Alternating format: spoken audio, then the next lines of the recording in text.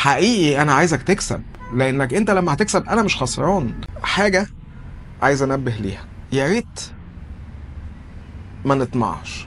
احنا دلوقتي متفقين على ان منهج الكورس 1 2 3، لان في ليفل تاني في الفحص وفي القياس وفي قراءة المخطط، وفي حاجة اسمها بروتوكولات، والبروتوكولات دي بتشتغل ازاي. يعني هتلاقيني اقول لك مثلا العيب الفلاني انت لحد المنطقة دي انت هتعرف تشتغل، بعد كده انت مش هتعرف تشتغل في المرحلة اللي انت فيها دي. فالناس بعد شوية في الكورس كده تلاقيهم ايه، عايز اكتر عايز اكتر. انا ما بخبيش على حد حاجة، بس انا عندي جدول زمني لازم امشي عليه عشان اقدر اوصل لك اللي انا متفق عليه معاك. لانك لو انا ما وصلتهولكش فانت هتطلع من هنا زعلان. يعني لو انا جيت مثلا بشرح حاجة في المخطط وقلت لك ان النقطة دي بعدها خلاص انت ستوب، لو الجهاز ما تصلحش لحد المرحلة دي قفله ورجعه للعميل. وجيت قلت لك ان جه حد سالني مثلا طب هو لو جالك الجهاز ده انت هتعمل ايه، فهقول لك مثلا هعمل كذا هعمل كذا هعمل كذا، ونبتدي ايه نتناقش، وابتدي ان انا اشرح لك الموضوع. طب ما انا كده اخدت وقت بتاع حاجه تانية كان المفروض ان انا اديها لك.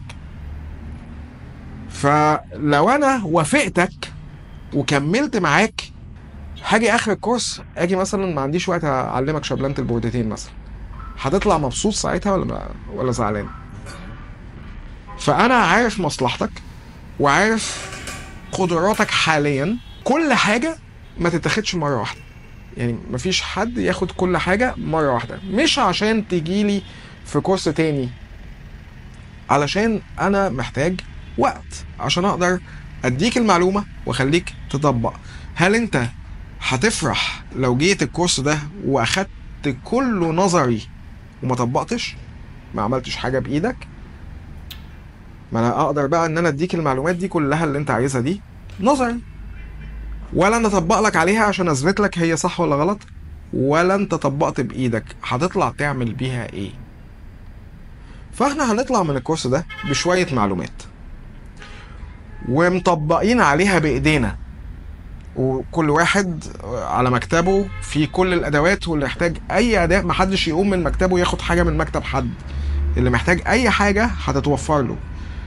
فاحنا هناخد المعلومات ونطبق عليها، وهنخرج من الكورس نمارس عشان نبقى كويسين في الحتة دي. عايزين بعد كده نطور، نيجي ناخد كورس تاني. طب ليه من الاول مفيش كورس شامل كل المعلومات دي مرة واحدة؟ عشان هياخد من 3 ل 4 شهور. مين يقدر يسيب محله ويسيب اهله؟ كلكم مش من اسكندرية، مين هيقدر يسيب اهله ويسيب محله ويسيب كذا 3 4 شهور عشان يتعلم ويطبق؟ محدش. طيب مين هيقدر يتحمل تكلفة كورس مدته 3 4 شهور مرة واحدة؟ مين هيقدر يقعد بدون دخل 3 4 شهور مرة واحدة؟ فمش منطقي ان انا اعمل كورس اقول لك تعالى 2 3 عشان تاخد كل حاجة في المستوى بتاعك ده، وتاخد كل حاجة انت عايزها وتطبق بايديك. محدش هيجي. ده كورس شهر الناس بتقولك كتير.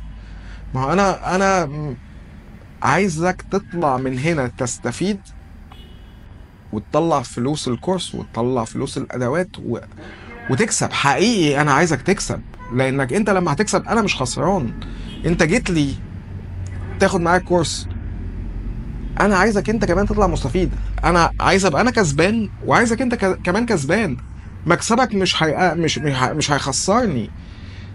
ده انا كل اللي بتمناه انك تطلع تشتغل، يوم ما تفتكرني تدعي لي دعوه حلوه، او يوم ما حد يجي يقول لك انا عايز كورس زي عبد الله كده تقول له لا روح للراجل ده.